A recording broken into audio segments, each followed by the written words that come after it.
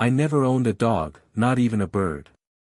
So when I, Daniel Keller, pulled a certified letter from my mailbox and read that I owed $1,500 in HOA fines for violating pet noise ordinances, I thought it had to be a joke. But it wasn't. 2 weeks earlier, I'd moved into my new home in a quiet, postcard-perfect neighborhood in northern France. Fresh air, trimmed hedges, cobbled walkways. It was everything I'd saved for. I wanted peace. But what I got was Karen Müller. She lived across the street, 55 years old, ice blonde bob, pastel cardigans, and a jaw that always looked clenched. She was on the HOA board and introduced herself on day one as the watchdog of the community. It started small. "Your bin placement is a little too close to the curb," she said once, squinting. Then came, "Mr. Keller, you didn't mow that one corner behind the shed." I nodded, smiled, and kept to myself. Then one morning, she marched up to me as I was watering my roses. "I've heard your dog barking late at night. It's very disruptive." I blinked. "I don't have a dog." Her lips curled into a tight smile. "Then something in your backyard has a very loud bark." I brushed it off. Maybe she mistook someone else's house. But that same week, I received the first violation, notice, noise complaint. Aggressive barking dog, I contacted the HOA office, explained I lived alone, no pets. They told me to provide security footage. So I set up cameras, front and back. Days later, she appeared again, smug as ever, holding her phone. Caught the mud again. 11:22 p.m. sharp. I'm filing another report. I looked at her blurry video. It was dark, and the barking sounded distant. It could have been anywhere. Could have been from YouTube. Then came the shocker, an actual lawsuit. I opened the envelope and read, plaintiff, Karen Müller. Defendant, Daniel Keller. Allegation, repeated violation of HOA pet regulations, I stood there, frozen, holding the papers, sued over a dog I didn't even own. And at that moment, I knew this wasn't about a dog. This was about control. And Karen, she was just getting started. 3 days after the lawsuit landed in my hands, I heard a knock. Not the kind you ignore, firm, rhythmic, official. When I opened the door, a tall police officer stood there with a notepad and a neutral expression. "Officer Louis Mercier," he said, badge number visible, sunglasses resting on his head. "Good afternoon. Are you Mr. Daniel Keller?" "I am," I replied, already knowing who was behind this. "We've received a formal complaint about an aggressive dog on this property. Barking at night, allegedly threatened a child yesterday." I let out a sharp, humorless laugh. "That's impossible. I don't even have a dog. Never have." He glanced over my shoulder, peering into my hallway. "Mind if I take a quick look around?" "Not at all," I said, stepping aside. "I've got nothing to hide." I showed him the entire place, living room, kitchen, yard, even the shed. No leash, no food bowls, no barking mutt to ambush him. Just a quiet home and some lavender plants out back. After a 10-minute inspection, Officer Mercier scratched his head and said, "Honestly, you're clean. There's no sign of any animal here," but I had to follow up. This wasn't just a phone call. The report came with pictures, timestamps, even a written statement. My stomach turned. "Karen." He handed me a copy of the report. It listed numerous barking incidents and claimed I had hidden the animal during daylight hours. I gave him my own evidence, security cam footage from the last week. Not a single bark, just night wind, street lights, and the occasional bird. "Mind if I leave this on record?" he asked. "Please do." As he walked back to his cruiser, I looked across the street, and there she was, Karen Müller, standing just outside her doorway, arms crossed, lips tight, watching me like a hawk protecting her imaginary kingdom. I couldn't hold back. I crossed the street. "Karen," I said calmly, "you know I don't have a dog." She didn't flinch. "Just because you say there's no dog doesn't mean I don't hear it. Why are you doing this?" "I'm protecting the neighborhood. That's what the HOA was built for." "No, you're abusing it." Her eyes narrowed. "Some people don't belong here, Mr. Keller. Some people think they're above the rules." That hit different, like there was something more under her words, something personal. I walked away, but inside, something snapped. This wasn't just a nuisance anymore. It was targeted harassment, and I wasn't going to play the quiet neighbor anymore. The next day, I sat at my desk, staring at my laptop screen, eyes tired from scrubbing through hours of security camera footage. But I wasn't giving up. Karen Müller wasn't going to keep dragging me through the mud without proof she was lying. Then, just before midnight on the fifth night of reviewing footage, there it was, 11:22 p.m., the same time Karen claimed she caught the dog barking. I turned the volume up. There was barking, yes, but it wasn't coming from my yard. It was distant, faint, and after adjusting the camera's audio levels, I realized it was coming from behind my house. Directly behind my fence lived the Jankowskis, a sweet Polish couple in their late 60s. They owned a large German shepherd named Bartek, big dog, loud bark, harmless. I marched next door that same morning. Eva Jankowski answered with a warm smile. "Daniel, everything all right? Do you mind if I ask, has Bartek been barking late at night?" She sighed.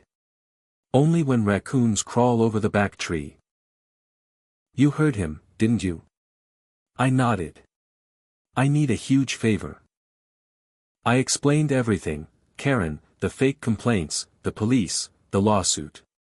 Her face dropped in disbelief. "You're being harassed," she said, visibly upset. "Of course, we'll help." Ava and her husband, Merrick, gave me access to their Ring doorbell footage and backyard cam. Sure enough, it matched mine, Bartek barking at 11:22 p.m., but always from their yard. I collected the video, timestamps, and even a written statement. Now I had undeniable proof.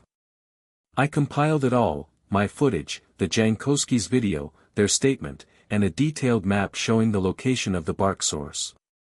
I titled it Evidence Package, False Allegations by HOA Board Member Karen Müller, and sent it straight to the HOA Board. 2 days later, I received an email, "We've reviewed your claim. We're halting all enforcement actions and launching an audit of Ms. Muller's conduct." But Karen must have caught wind of it because she showed up at my door that evening. Not smug this time, just ice cold. "You're making a mistake," she said, not even waiting for a greeting. "I'm correcting yours." "You think this will help you?" she snapped. "You think people will side with you over me? They already are." She stepped forward, voice low. "You don't belong here. People like you stir trouble." There it was again, the venom behind the smile, the control slipping. But this time, I had more than proof. I had a reason to dig deeper. The deeper I dug, the more I realized Karen Müller had built her HOA power on smoke and mirrors. She wasn't just nosy, she was strategic. She chose who to fine and who to protect. And it was time someone pulled back the curtain. I requested public access to the HOA violation logs and board minutes from the last 2 years. It took a few emails and some polite pushing, but I got them. I went through each document line by line in my study, armed with coffee, highlighters, and growing rage. And then I found it. 3 glaring violations, all tied to one name. Karen Müller. Violation 1, non-compliant mailbox installed without the approved model, never reported. Violation 2, unauthorized backyard patio expansion, an extra 2 meters of paved area with a roof awning added, no permit, no vote, no mention. Violation 3, illegal second waterline installation set up to maintain her private garden behind her hedges, tapping into the community system, never disclosed. Each of these should have resulted in fines or at the very least mandatory correction, but her name never appeared once in enforcement notices. She'd reported over a dozen minor lawn and noise violations on others. One woman got fined for wind chimes, but not a single one of her own misdeeds had been logged. She was hiding her own violations while using HOA rules to target people like me. So, I did what I should have done from day one. I printed everything: evidence photos, blueprints, board minutes, the Jankowski statement, my security footage. I brought it all with me to the next HOA board meeting. The room was full. Karen sat at the end of the long table, still clinging to her frozen poise, surrounded by neighbors she'd once ruled over. When it was my turn to speak, I stepped up calmly. My name is Daniel Keller. I've been falsely accused, harassed, and threatened with legal action over a dog I never owned. And while I've been fighting to defend myself, one of your board members has been abusing her position to silence and target innocent homeowners. Gasps echoed around the room as I laid out the file folder, page after page, photo after photo. One board member, Adele Fournier, squinted at the evidence. Karen, is any of this true?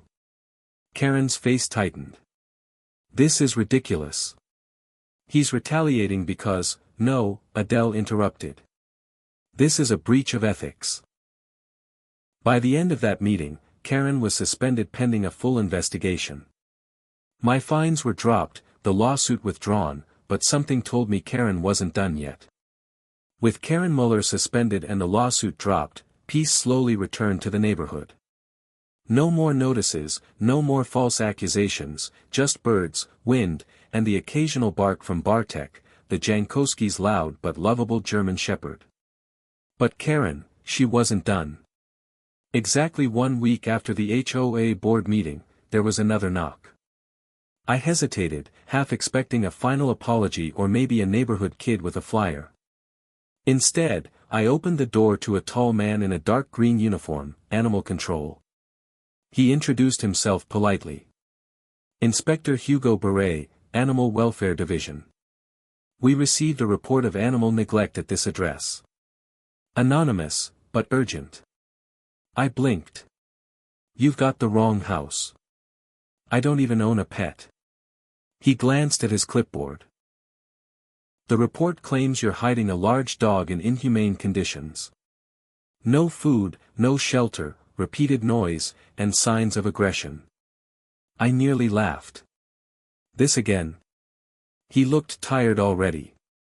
Mind if I look around? Be my guest.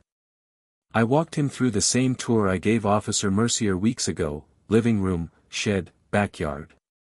Still no leash, no bowls, no barking, no fur, just grass, lavender, and garden chairs. He nodded, scribbling something. This seems like a retaliatory report. It'll be flagged as suspicious. We've had 3 similar false reports from this neighborhood this month. You're not alone. As he left, I looked across the street. Karen stood at her window, just barely visible behind lace curtains, watching, cowardly this time. That evening, I emailed the HOA board with a copy of the animal control visit summary. They were furious. Enough was enough. The board convened an emergency vote. The next morning, I received an official notice: Karen Müller is permanently removed from the HOA board. She is banned from submitting further complaints for 3 years and placed under community disciplinary review, justice, clean, final. But the cherry on top. A soft knock on my door the following evening. It was Ava and Marek Jankowski, standing there with a gift basket, cheeses, local honey, crackers, and a tiny plush German shepherd toy. We just wanted to say thank you, Ava said warmly. For standing up. Most people would have just moved away. I laughed, genuinely this time. Honestly, I thought about it, but someone had to call her bluff. We shared a few laughs. Before they left, Bartek barked twice from their yard, tail wagging against the wooden fence. I turned, smiled, and called out, "Good boy, Bartek." Because in the end, the dog Karen invented didn't bring me down. The real dog helped uncover the truth. If you enjoyed watching Karen get exposed over a dog that never even existed, hit that like button to show your support. Drop a comment below. Have you ever dealt with a crazy neighbor or an HOA nightmare? And don't forget to subscribe for more real-life revenge, drama, and justice stories just like this one. You won't want to miss what's coming next.